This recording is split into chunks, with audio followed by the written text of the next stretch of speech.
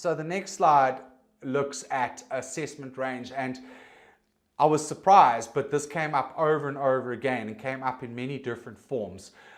Assessment range is the most important curriculum guide for students. That's what students want to know. They want to know how, where, and when they are going to be assessed and what level of knowledge they are going to be required to learn for their assessment. And they use the learning objectives to benchmark their readiness for assessment.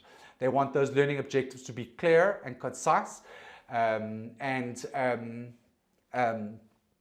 they believed that the PBL learning objectives did not indicate assessable range. They were relying on the learning objectives either supplied by the department or provided in lectures to give them that indication of assessable range, but did not rely on the PBL LOs for that purpose. They, again, with respect to LOs, that interdiscipline duplication and gaps, they found confusing. So you would have an LO in immunology and you'd have that same LO, but then slightly different in virology, and students get confused between the discrepancy between those learning objectives. And that is highlighted by the following quote: certain learning objectives are covered in PBL and not in lectures. So students are looking for consistency in the delivery of those learning objectives. Examination papers get 2 thumbs up. Students certainly use that as one of their primary benchmarking tools to see or to sense or determine their readiness for assessment. And then benchmarking against their peers, their colleagues, is also a method of assessment preparation. Benchmarking on learning resources also takes place, and that's in the scenario where you've got definitive learning resources, and that comes up over and over again.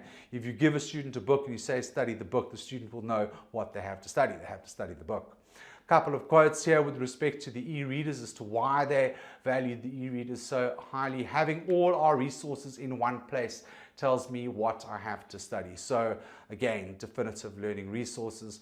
And then give me an idea of the depth the students, and this was actually a quote by a facilitator, give me an idea of the depth the students were expected to study, so I can then guide them during the sessions, and also clarified what UCT's perspective was on the depth of that knowledge.